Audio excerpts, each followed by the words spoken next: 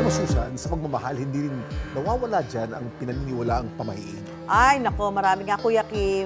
Sabi, bawal ganito, bawal ganyan. Pero paano nga ba nakakaapekto yung mga ganyang pamahiin sa pagsasama?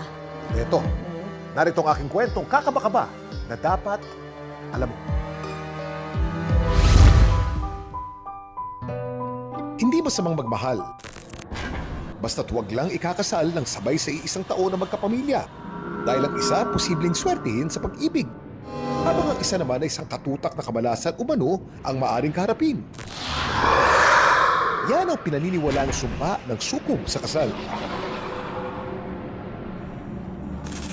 Enero taong 1993 nang magpakasal si Gemma. Makalipas ang 4 na buwan, ang nakababatang kapatid naman niya na si Lizelle ang nakipag-isang dibdib. Although pares lang naman kaming West, sinisisi ko sabi ko to kasi nagpakasal ka agad. Hindi mo alam na ano yan, sukob tayo. Nawalan po ng trabaho yung mister ko. Hindi namin alam na gano'n nga ang sukob na yan. Yung taon na yon, unti-unti parang nagwawalan sila ng kasi dati talaga meron sila. So unti-unti nawawalan ng trabaho yung asawa. Yung asawa ko that time, wala rin naman talagang trabaho. Pero nung parte na nagsikap, medyo naka-abroad ba. Tila pinaglaruan daw ng tadhana ang magkapatid.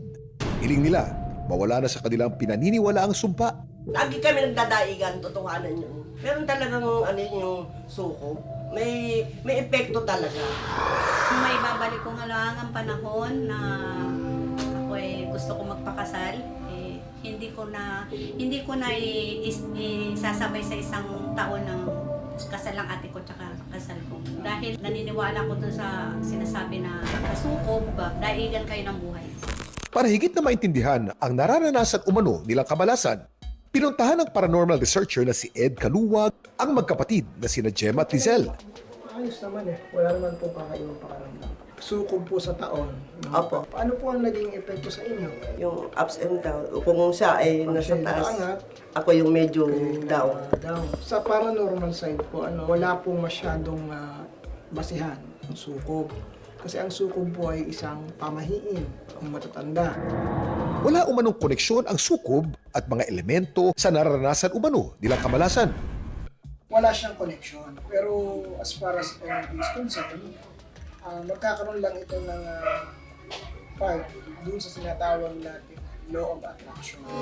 Negative kasi ang naging paniniwala ng mga tao pag salitang sukob.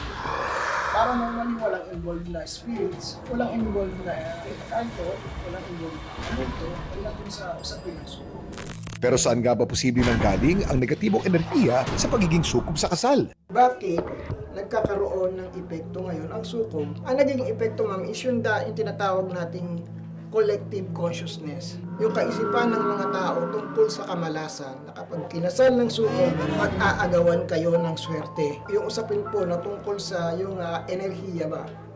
Yung positive vibration and negative vibrations. Dito na po mangyayari na kapag nakita mo na si ma'am ay umaangat, magkakaroon ka ng negative thinking. Ayan, mamalasi na naman ako. Ang isip po kasi natin ay napakalakas. Kailangan makasanay sinasabing sumpa. Opo, ma'am. Wala pong sumpa, ma'am. Mga Pilipino lang umano ang naniniwala sa kasabihang ito ayon sa anthropologist na si Nestor Castro. Pinapalagay ko walang nagdala sa atin ng ganitong pamahiin. Ito yung katutubong pamamaraan ng spacing na hindi po pwedeng sabay kayong kinakasal kasi una, malaking gastos kung dalawang magkapatid ikinakasal sa loob ng isang taon.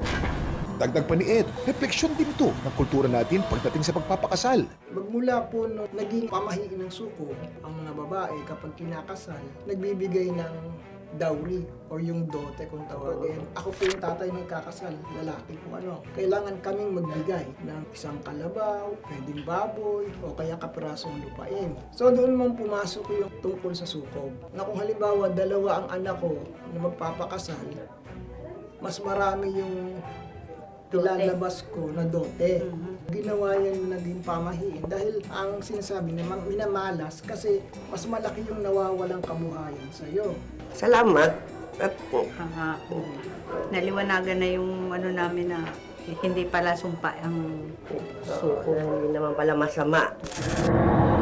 Wala naman daw mawawala kung mag-iingat. Pero paglilinaw ng mga eksperto, nakadepende ang swerte sa tao at sa Panginoon. Kahit yung ikakasal, kahit yung magkapatid, hindi naniniwala sa suko. Pero yung mga kamag-anak, yung mga bisita, naniniwala dito. Kaya't may mga sabi-sabi, nako, masama yung ginawa nila. Kaya umiiwas ang mga tao sa ganon. Sundin na rin yung pamahiin kasi wala namang masamang mangyayari kung hindi natin ire-respeto yung paniniwala. Ang pagpapakasal ay wala naman pinipili panahon. Ito ay nagtatakda kung kailan kayo nakahanda. Kasi kayo rin naman ang maggagastos nito. Kayo rin naman ang magdadala. Kung sino man yung gusto magpakasal, sa February. Ito mahalaga is yung intention ninyo sa isa't isa.